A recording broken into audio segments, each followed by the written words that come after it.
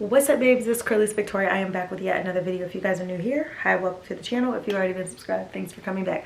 So in this video, I'm going to be talking about real estate and all of that, where I'm at, etc. So you guys know that I have my broker's license. I am a broker associate in my real estate office that I'm a part of now. I do have aspirations to own my own brokerage firm. However, I know that I had started a series a while ago that talked about me basically becoming just kind of like going in the direction of becoming that brokerage, becoming that woman who transitions into her brokerage. And I wanted to document the progress in which I'm going to be taking, the strides that I'm going to be taking to get toward that goal. So I'm going to still be doing that. I'm not going to be talking about every little thing that I'm doing, but I do want to be able to give progress updates as to what I'm doing. So, hey, today I was able to cover this, cover that, or hey, today I was able to work on X, Y, and Z component of my business and kind of just talk about it as I get to the goal that I'm trying to get to. But also, I want to be able to hold myself accountable and be able to look back at my documentation and say, girl, you said you were going to do it, you were going to do it, and you did it. Okay, period. So right now, there's a lot of things that's behind the scenes that has to be kind of figured out, configured, and I think sometimes that becomes the part that gets a little bit, I don't want to say frustrating, because I look at every component of my life as a project. So I feel like anything that I'm working on is just a project. Like, you have to figure out how do you put the puzzle together and complete the complete picture. Like, you have the pieces, put them together so you can formulate the picture of the puzzle. So I feel like I've been dibbling and dabbling on like how to start, where to start, because no one gives you the whole manual and says this is how to start the business, run the business, and da da da. Now there are people out there who have these academies and these things like that that are going to show you how to successfully launch and start businesses. But I'm saying every component of a business, you're not going to be spoon-fed how to do X, Y, and Z. You're going to come across circumstances that some other people may not have come across, or maybe people have come across, but you haven't encountered anyone to talk about it with you. What I'm saying is you're going to have to go through your own hiccups to be able to understand your own brand, to be able to understand your own place in the market. You're going to have to fail.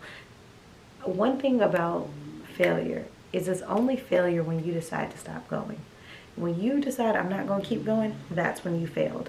But if you fail a million times and you say, well, I'm going to keep going, you still haven't failed. You just found ways that don't work, okay? So for me, I've always been an individual who, whatever I want, I'm going to have that. Like, if I say that I want to go further my education, or I want to go get that broker's license, or I want to go do this, I get it. You know why? Because I'm not going to give up. I'm not quick to give up. I'm the type of person who, like, I'm going to get what it is that I want to achieve. So I didn't let, from my college educations, because I have several degrees, to my even real estate, like the real estate exam, the broker exam, I'm not going to let those challenges hold me back from what it is that I've already been envisioned for myself. So to me, it's the thing of, you cannot let those tidbits, those small things, hinder you from getting what it is that you want. I know so many people who, when they were in college, or maybe they were just doing something, they failed once, or they weren't able to get over the hurdle of something that will cost, like they could be 98% done with their program, but because they can't pass those math classes, they're just not going to finish their program because they failed, and instead of going back after it, they give up. So you mean to tell me that you'd rather be 98, 99% through something and allow 1% to affect the 99% in that manner? No, it can never for me. It can never. So for me, it's like throughout the years, standardized test taking that was not my strongest point. So in high school and college and stuff like that, I made sure that what was taught in the classroom, I succeeded, so that when state exams did come, if I didn't feel like I did my best, I still was passing, because I made sure that I was on track and on task throughout my entire programs. And that literally was a strategy that I had to develop for myself, because I knew my strengths and my weaknesses. if I were to go into these programs and say, well, I know I'm not that good at standardized test taking, well, I'm gonna skip class, well, I'm not gonna be going to class, and I'm not gonna do my assignments, and I'm just gonna get the bare minimum grade, do you think I would have ever passed any of the licensures I've had, any of the degrees that I've had? No. You have to know yourself, take accountability, and do what's gonna work for you. And that's pretty much what I did. So if I would know that I wanted to do this, do that, and I sit here and I allow the fear of striking out keep me from winning the game, then I'm not going to win the game. So I have to not allow that fear to overtake me, but I have to allow that to motivate me, to propel me to become the greater version of myself. So I don't want to sit back, years from now and say what I could have done, or vicariously try to live through my children because I never fulfilled all of the desires and the passions and the purposes and the purpose and all of the things that I was supposed to fulfill. Too often we see parents vicariously trying to live through their dreams, to the point where their kids begin to hate them because they don't want to do that. You want your child to be a doctor or a lawyer because maybe that is what you are, or you want your child to be a doctor or a lawyer because that's what you want it to become, ignoring the simple fact that your child could be the most amazing swimmer, the most amazing tennis player, the most amazing engineer or architect or whatever. But you don't want to allow them to be and develop into the person that they're supposed to be because you're so busy worrying about the dream that you never lived out. Or that child who says, Mom, I want to be an actress, and you say, well, no, because acting is not going to get you, you need to go get a college degree. We're living in different times. And I tell people all the time, my education, my degrees were for myself. It was for my breaking stigmas and setting precedents in my life. And it has to do a lot with a lot of my story, opportunities that unfolded because God knew exactly where he needed me to be. I never thought that college would be the thing that's going to get you the ideal job, or, you know what I mean, or just become your end all be all. It's nice to be educated, hats off to the ancestors when you're able to go get education, because for so many times during slavery and during, all those years back then, the opportunities that weren't afforded to black people and things like that, and not being able to, sit amongst white students and stuff and have the same educational opportunities as those people then, that it's a blessing for us to be able to be, even though we still have racism that exists, I'm able to walk into any school or whatever and not be discriminated on the basis of race as a part of the qualifications as a student. So for me, it's just like, I'm not saying that I won't get backlash. I won't get backfire from some people for being black, or some people are going to think that I don't deserve to be able to have the same education as my white counterparts or what have you. But what I am going to say is, even if, because people say, oh, well, college is just a piece of paper. It is not a piece of paper, and just a piece of paper. If you think it's just a piece of paper, keep that mindset. But that piece of paper, if we want to look at it like that, that piece of paper is probably making so many people proud.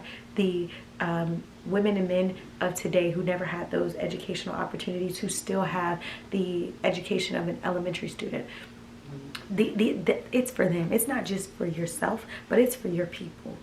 And I'm speaking, I don't want to speak hypothetically, I'm speaking for me. It's for my people. It's for the simple fact that, this is not a prominent thing in my family. I'm not saying that we don't have education amongst some people and things like that, but I know my story, as I said.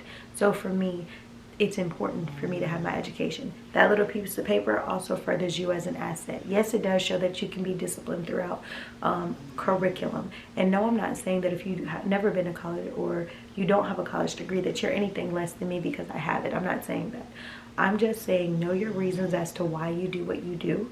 Other people's opinions and perspective of you is just their opinions and perspective.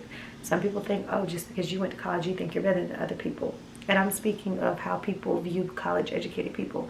And other people think like, oh my goodness, that's phenomenal. That's noble. At the end of the day, know why you do what you do, because then you will never need to put an explanation for anybody. And then you would also know exactly why you did what you did. All that being said, I never thought that going to college was going to make me be a great individual.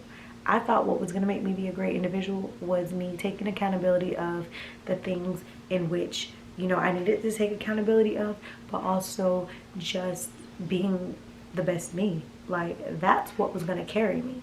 Because there's people who have very high education, but they're not even able to connect with people. They're not able to relate. They're not able to have a natural aura about them that attracts them to other people. Therefore, it doesn't matter how much education you had. People are not even seeing you because they can't even connect with you. So at the end of the day, yes, it does make you an asset. However, for me, it's just know your reasons, know your whys in life. When you know your why in life, it will carry you further than anything that you can imagine. I don't need an alarm clock because my passion wakes me. I could be up at 5, 6 o'clock in the morning ready to start my day.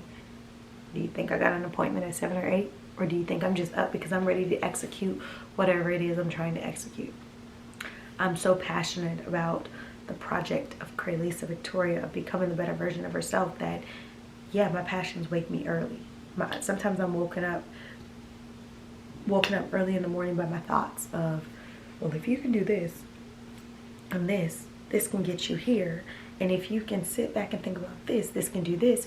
Yeah, I do. I have mornings like that. Or I'll take baths and just sit in the tub and or take showers to no music, just so that I can hear myself think of the greatness that God has already instilled in me, and that I can be going ahead to execute. So in the end of the day, have your fun, yes, but know your reason as to why you exist, but also know when to say no. Like, you don't have to go and do everything with every friend and every person. You just don't have to. Like, people need to normalize that when you say you're not doing something or you're not going anywhere, that's the end of it, period. It doesn't need to be a why or what do you have going on during that time to where you can't come. I think too many people are just questioning too much. Like, we're grown. So you don't need to be questioning somebody who you don't pay bills for. You don't need to be questioning somebody who's an adult. Like, even like children, a lot of people look at children as children. And I look at children as also just being miniature adults. Like, they have feelings and everything just like we have feelings. And I think sometimes people dismiss children's feelings because they think, well, you're less, you know, you're inferior to me. So in the sense of age. Okay, yeah, I don't 100% remember where I was before the video like cut, but I think I was talking about like just being able to tell people no. And then also I was in a gas station one day and I saw a little boy, and he was with his daddy. He was about 2 or 3 years old, because I was coming from like an open house. I had on some high heels, and I just remember like this little boy was having a day. He was having a fit, but you could tell that he was not having a brat fit. He was having a fit because he probably was young and did not know how to express himself as much as he wanted to express whatever he was going through. He was going through something. That little soul was going through something. So I'm coming through the doors, and I literally bend all the way down in my high heels, like literally at eye level with this little 2-3-year-old. I said hello to the dad, and I said, oh, well, what's wrong? And I got down so low to where we made eye contact. And he was crying. Spit it out, Bricks. Spit it out. Hey, spit it out. Okay, Bricks. When you find yourself sick because you keep doing what you're not supposed to do, I don't know what to tell you. I'm telling you to spit it out.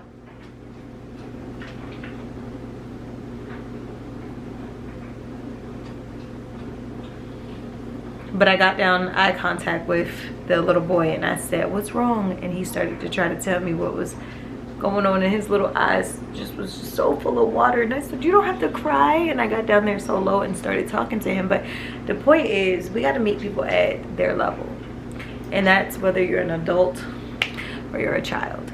And no one, all of those people walking past, no one had gotten down that low to meet little buddy eye contact to say, well, what's going on? It's gonna be okay. Are you okay? And as I started to talk to him like that, his tears began to just start drying up. I said, so dry your tears because you're a big boy. And he said, and he just started drying his tears, and I could tell that he was he felt better. And mind you, he's like 3, but at the same time, we got to stop thinking that 3-year-olds and 5-year-olds and 10-year-olds and 12-year-olds don't have feelings and emotions as well. So just in life, I know that was a tangent, but just in life, let's just not ignore people based on judgment of, oh, they're too young to have feelings, or oh, they're too old to understand. Like, let's just not do that. If we could treat people the way that we need to be treated, then we'll live in a better world. However, yeah, so I don't know, I'll be working on my branding, my business, my goals, my things like that. I feel like this video is getting a little tangent filled, so I'm gonna go ahead and end it. I have a video that's coming out that's becoming that girl, basically what it means to me. And this video, I just wanted to give you guys an update that I'll be back on my ish as far as coming up with content to talk about me bossing up and becoming what it is I'm going for. And I'm gonna turn my show back on because y'all know I've been watching Selling Sunset that takes place in LA. I've been watching that for some years now, and we are on season 5, and I've been watching it since the beginning of time, since episode 1, and or season 1 rather, episode 1. And now it's a season 5, and your girl has been binging since yesterday. So, because y'all know, as a realtor, as a girl boss, as someone like that, I just love to tap into that type of realm and just listen and see what it is that these women who make a ton of money are doing. I know the drama and the cattiness and the drama sometimes can be like overwhelming. However, when it comes down to the actual boss business aspect, love it. So I'm gonna tap back into that. I'm excited. I have my vegan pizza in the oven right now. I'm gonna fix me something to drink, and I'm gonna watch that. Bricks is back and forth between sleep, but your girl gonna be tapped in. My pizza smell burnt. I mean, I just put it in there, but the oven is high. I needed to get my pizza like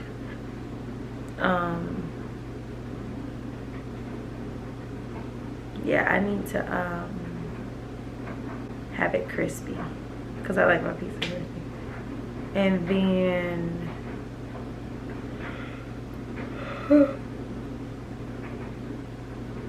hold on, sorry y'all, I was gonna make a hair video while my pizza was going because I don't want to turn the TV back on until I'm done with all my videos, so I don't have any copyright issues. But yeah, so make sure y'all like, comment, and subscribe, and your girl will be back in action.